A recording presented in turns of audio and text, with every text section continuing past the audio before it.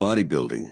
What is it? Bodybuilding is a sport that demonstrates extreme muscle mass and insane conditioning. In over 60 years, we have seen so many physiques that some would claim came out of a comic book. Every competitor, mentally and physically, prepares to win and lose competitions, and this forces the competitors to train extremely hard, and it pays off with the Mr. Olympia giving 600,000 pounds. The Mr. Olympia has been active since 1964 and is one of the biggest sport events in the world, and now has multiple divisions.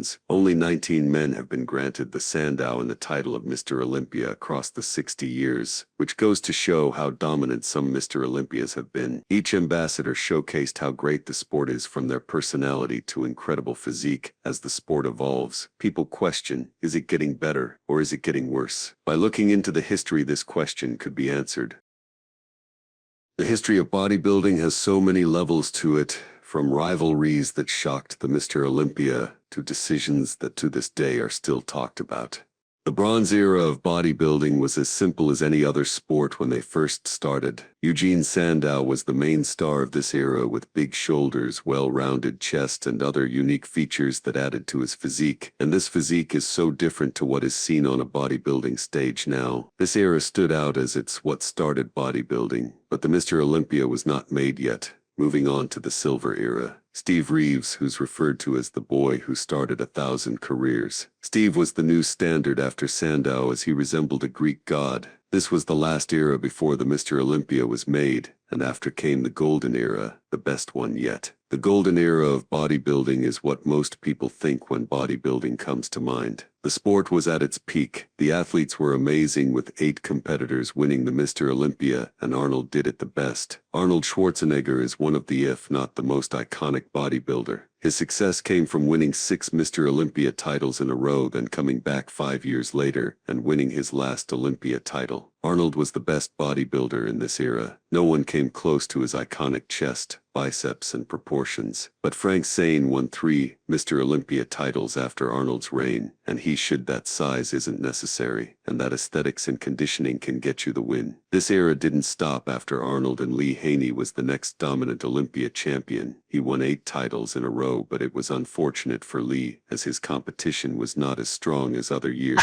which made his achievements somewhat forgettable. But the next champion changed the sport forever. This era was named the Mass Monster Era, and the man that shaped it was Dorian Yates. Dorian Yates came second to Lee the previous year, and after Lee retired, he won the Olympia in '92, but in 1993, he was unstoppable. He brought size that was only seen with Arnold, but conditioning that thought to be impossible. This physique forced every competitor to get bigger and leaner. This was now the new standard that was permanent for the next 20 years. Dorian was invincible for the 6 years he won the Mr. Olympia against the most stacked competitors ever, with the likes of Sean Ray, the freaky Paul Dillett, and the Sultan of Symmetry, Flex Wheeler. But in 1997, deemed as the most controversial Olympia of all time, as Dorian won with torn muscles against Nasser El-Sunbadi, who was the winner of that show. After Dorian came Ronnie Coleman, who was as shredded as Yates but was one of the biggest, if not the biggest, bodybuilder of all time. He tied with Lee Haney for the most Olympia wins of all time. Ronnie's first one in 1998, and in 1999 he demonstrated the perfect physique of all time, but in 2003, after everyone lost hope on Ronnie, he proved them wrong. After Ronnie narrowly won the 2002 Olympia and lost a show outside of the Olympia, Jay Cutler was the favorite, but Ronnie showed up with crazy mass, shredded to the bone and muscles about to explode. This physique is the most dominant physique to ever touch a stage, and no one has come close except 2 competitors. Jay Cutler and Ronnie had the biggest rivalry, as Ronnie always beat him, but Jay was so close, and in the 2001 Olympia, Jay beat him at prejudging. Jay Cutler finally beat Ronnie in 2006 after a long rivalry and won the year after, but he sadly lost the title in 2008 to Dexter Jackson. But in 2009, he became the first Mr. Olympia to lose the title and win it back the year after. In 2009, he was so shredded and full and at his best. Jay ended of the Mass Monster Era by losing to someone named Phil Heath, who began the next era and had the second most dominant reign.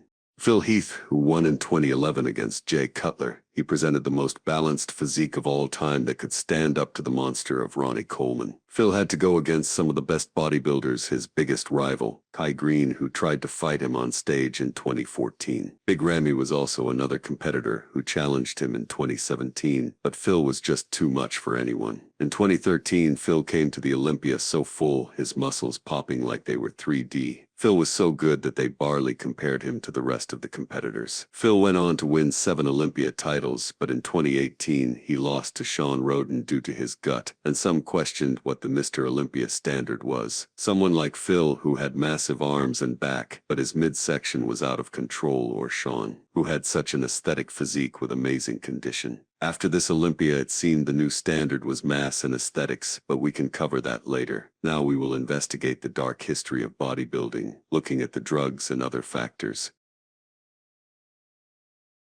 With bodybuilding, something that is often put to the side is the topic of the steroids. Steroids is a muscle enhancement drug that came into bodybuilding in the early 1950s and quickly became popular in the 1960s. The topic of steroids wasn't talked about as much around when Arnold competed. Steroids were legal during that time, but then in 1990, they decided to do drug tests at the Mr. Olympia. Lee Haney was the reigning champ, but he came in the competition arguably at his worst. The quality of the Olympia was at its worst. Nearly all the competitors came off, and this caused lots of criticism from the fans, and this ended up being the only Olympia that had a drug test with steroids. The term hyperresponder is used to someone who genetically responds to steroids well. For example, Nick Walker, who is a current open competitor. This was him in 2012, natural and just competing. Now this is him, an Arnold Classic champion and top 6 in the world. Ronnie Coleman, who is deemed the best bodybuilder to walk the earth. He qualified for the Olympia naturally in 1992. He was never in the discussion to even place top 10, but from eventually using steroids and training harder than ever, that eventually put him in the position to win the Olympia. Steroids are not the only factor that shapes these competitors.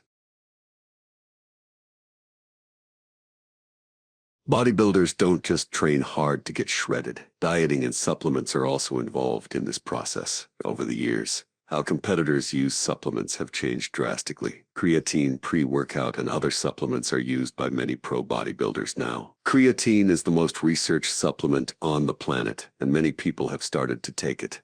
Surprisingly, pre-workout was around as far as 1982 and referred to as the ultimate orange. This was not as developed as it is now, but this just goes to show how far supplements have evolved. As previously mentioned, dieting is a necessary factor in bodybuilding as it helps them peak and bring their absolute best to the stage. Peaking is the term for when a bodybuilder comes shredded, whilst also being full, and some have mastered peaking, whilst other competitors haven't fully figured how to peak yet. Dieting has been researched for many years. We have seen shredded competitors like Dorian Yates, Ronnie Coleman, and current open competitor, Hadi Choopan, who showcases a shredded physique and maximized his peak at the Arnold Classic in 2024 with dieting. There is more knowledge about it now, but we haven't seen a perfect peak yet, compared to someone like Jay Cutler, with what he looked like in 2009. But out of all the factors in bodybuilding, training has truly advanced. From how machines are made to the intensity, they don't even look the same. Machines have really advanced in a sense for more comfortability and tension, and compared to old gyms, you see how they changed. Most gyms nowadays have different gym brands like Matrix, Hammer Strength, or Life Fitness, and these brands are the biggest ones for machines. Training program have also changed from doing 5 sets of bench press in the 70s to 2 sets of completely different exercise nowadays. A term that has gained a lot of popularity is science-based lifting.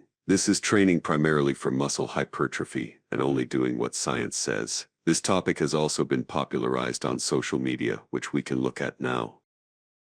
Social media, everyone uses it. It is a part of our lives now, and for those into the gym, we see it all over different apps, different fitness influencers, gym brands, and sponsorships. But where did it all start? In the late 90s to early 2000s. Transitioning from magazines, bodybuilders went to DVDs. These would mainly show bodybuilders training and what they eat daily. These DVDs would quickly become loved by the fans, and some of these videos would inspire many. This was the early days of social media, and after many years, we saw another documentary get made called Generation Iron, and this was made to show what bodybuilding currently looked like in 2013 with Phil Heath as the reigning Mr. Olympia. Later in 2016, we saw the start of fitness influencers with people like David Lade and Jeff Side. This era was also carried by the fitness brand Gymshark, which is very popular now. From all the fitness influencers, bodybuilding and gym culture was seen a lot on social media apps like TikTok and Instagram. Now we have a massive influencer under the name of Sam Sulek. He gained tons of popularity from his simple gym videos, and now he is a pro bodybuilder.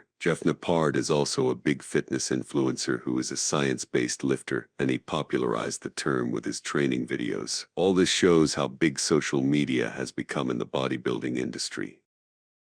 From looking at the current state of social media, we can investigate what bodybuilding is looking like in modern days. After Phil Heath's lose in 2018, Sean Roden was expected to be the next Olympia for years to go on, but 2018 was his last competition. This led to not one but 5 other competitors win the Olympia, and usually they would only win once. But Big Ramy and current Olympia, Derek Lunsford, are the only 2 ex-Mr. Olympia of this new era. The modern era also introduced other divisions to the Olympia with Classic Physique, 212 and more.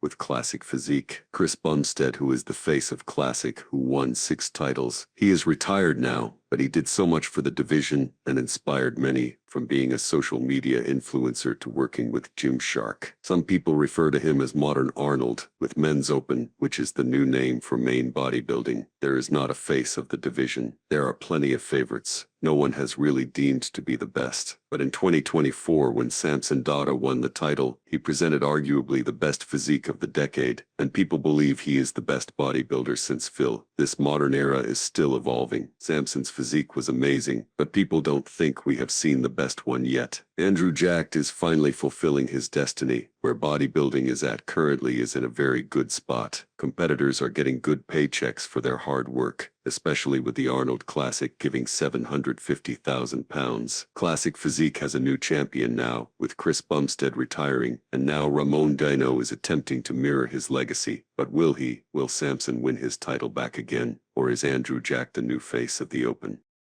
With the future of bodybuilding, people are wondering if a new champion is set to claim the title in 2026. Are we ever going to get another Ronnie Coleman? Is there a future dominant champion in front of us? Look at what bodybuilding could turn into. Some people believe that we are going to see many young competitors get their spotlight, as well as fitness influencers transitioning into pro bodybuilders, for example. Sam Sulek, who won the Arnold Classic Amateur, is Sam going to add more to bodybuilding with his fans? The biggest question is what the Mr. Olympia will be in 10 years. Is training going to advance even further? Is the Mr. Olympia going to reach a peak again, or is it at its downfall?